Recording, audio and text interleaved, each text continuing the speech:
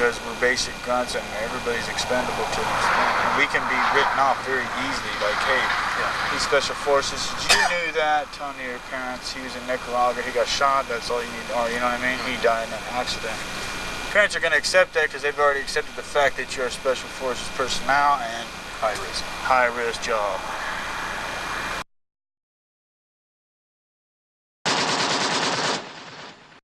He was a strong, healthy young man, robust. He joined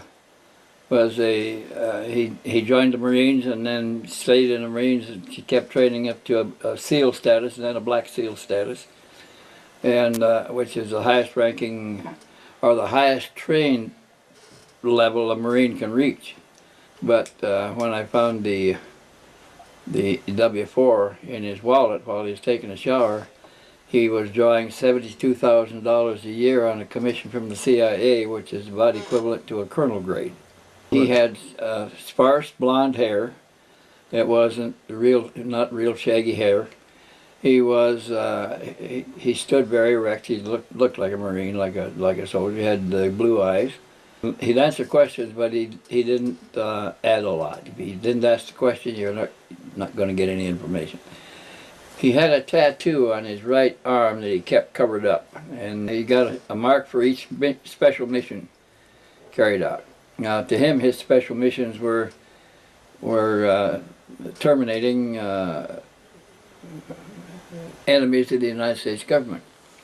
If they were characterized as enemies and they didn't want them to go to trial because the information might come out that would be of a sensitive nature, they would just terminate them instead, and he understood that that was what he was doing, and that was his job. To me, it's murder. To him, it was a mission.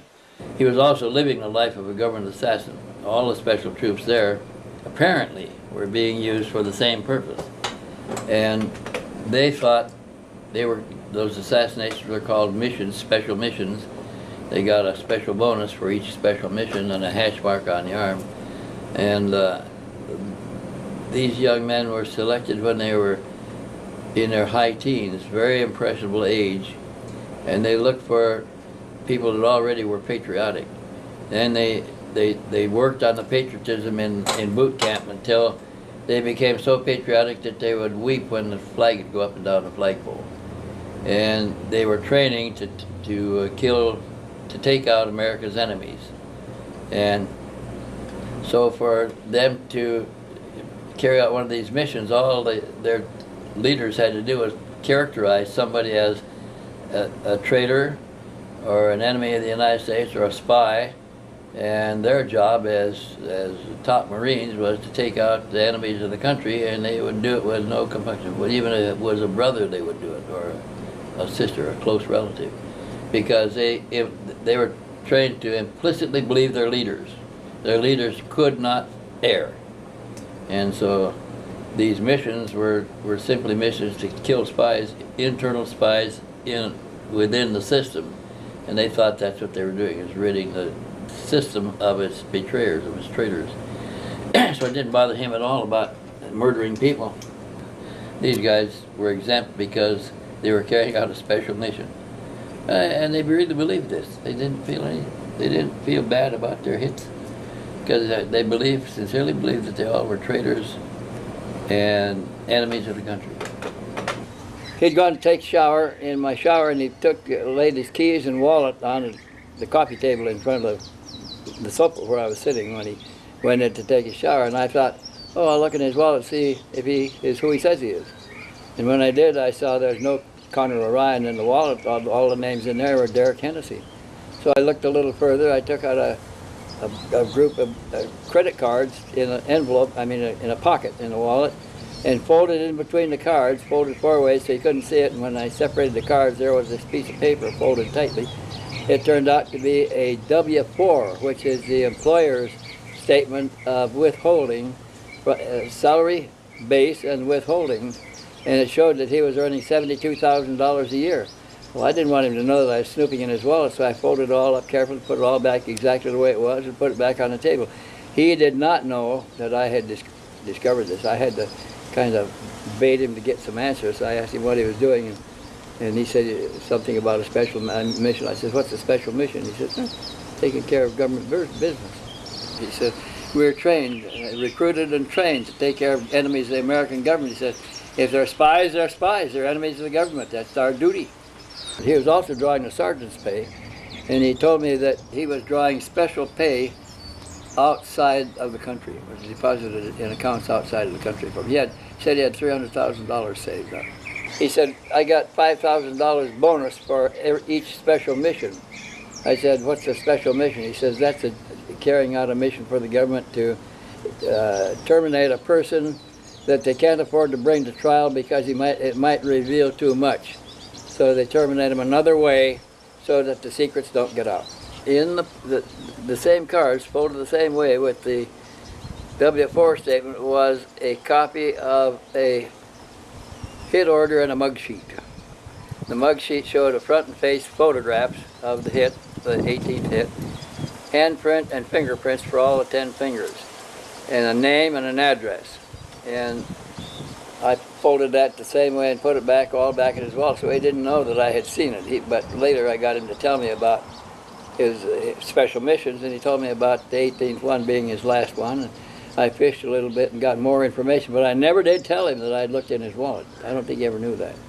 When you took it out of his wallet, did you go over and scan it on your copy? Is that how you got copies? I made a copy, yeah. Okay. This is the hit order that he received under his, in a valise with his clothes was the hit order, and his instructions to report to, says, Ghostwalker, you are to report to the American Embassy in Budapest, Hungary. You will be received by S.A. Grey Wolf. As a unit, you will proceed to terminate a ex-S.A. David T. Johnson. That's the hit order. And there's David T. Johnson.